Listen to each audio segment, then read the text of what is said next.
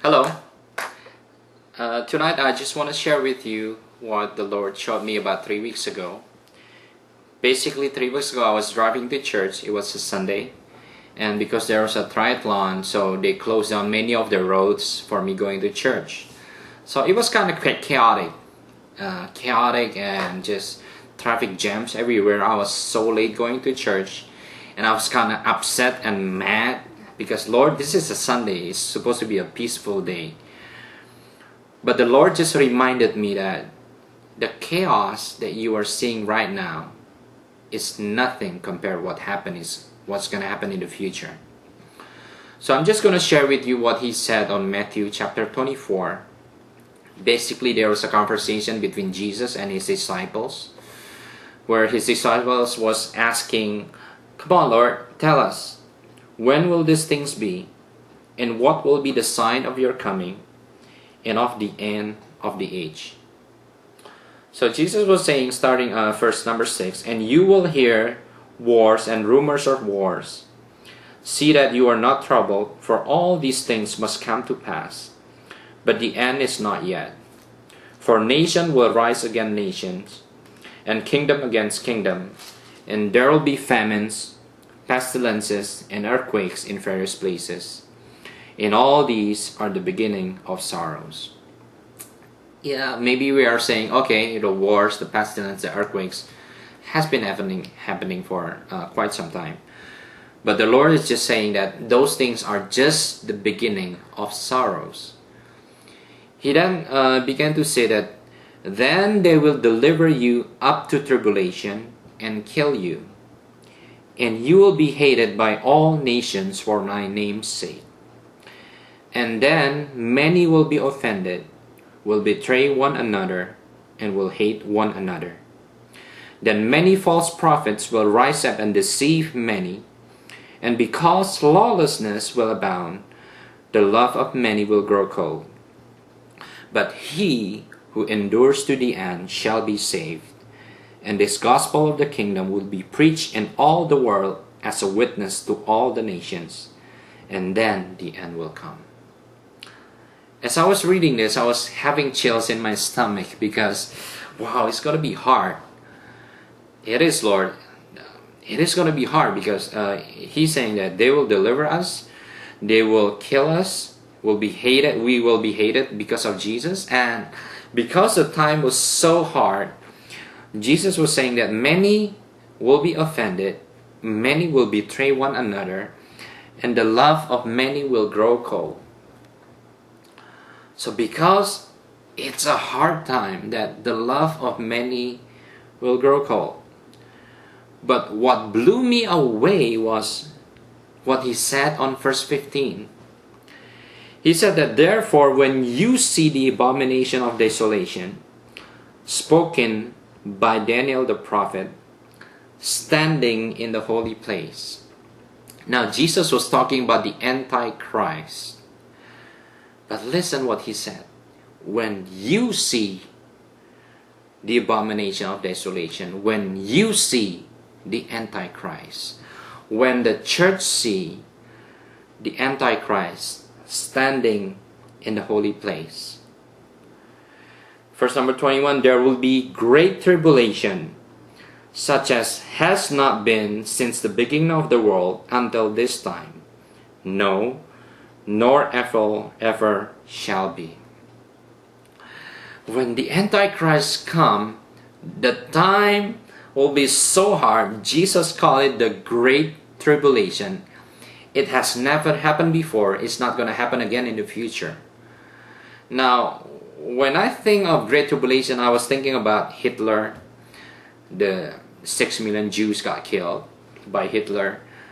But Jesus was saying, that is nothing compared to what's going to happen during the Antichrist period. The tribulation will be so great.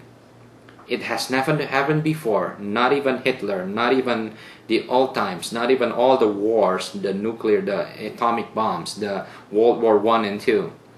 And it's not going to happen again in the future. The time will be so great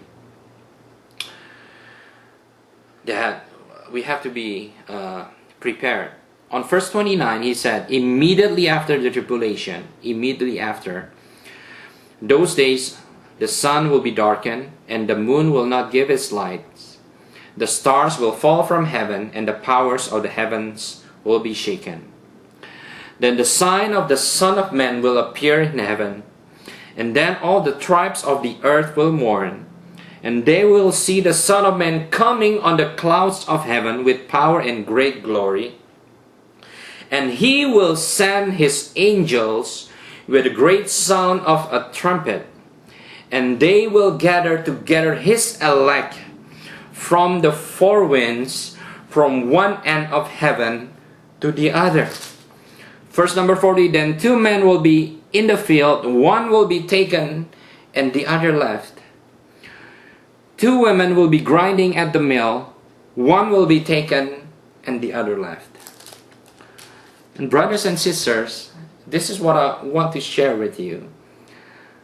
Jesus said that immediately after the tribulation, immediately after the tribulation, Jesus Christ himself will appear on the clouds of heaven with his power and great glory, and he will send his angels with a great sound of trumpet, and they will gather together his elect, you and I, from the four winds, one end of heaven to the other.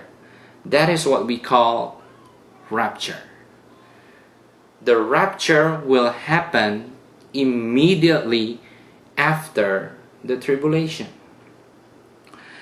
Now, of course, maybe you're thinking, well, I think it's going to happen before, even during the tribulation. No.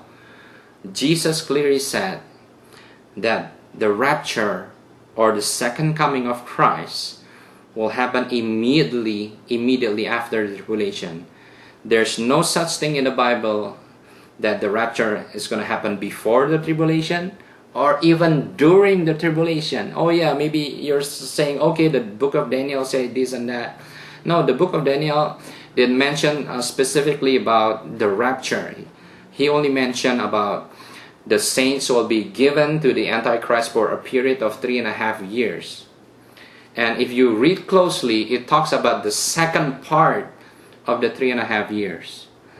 So listen what Jesus is saying, that the church will see the Antichrist standing in the holy place. The church will have to endure the Great Tribulation. It's going to be so hard. Never happened before. It's not going to happen after that. And immediately after that, Jesus Christ himself will come with his power to gather us, the elect. So I'm not trying to scare you. I'm not trying to make you put fear upon you. I just want to share with you what Jesus put in my heart, what's happening 3 weeks ago, the chaos that I was experiencing, or you may be experiencing right now, is nothing compared what's going to happen in the future. So what should we do? On verse number 42, he said that, watch therefore, for you do not know what hour your Lord is coming. But notice that if the master of the house had known what hour the thief would come, he would have watched and not allowed his house to be broken into. Therefore you also be ready, for the Son of Man is coming at an hour you do not expect. Brothers and sisters, be ready, be watchful, for the Lord is coming. God bless you.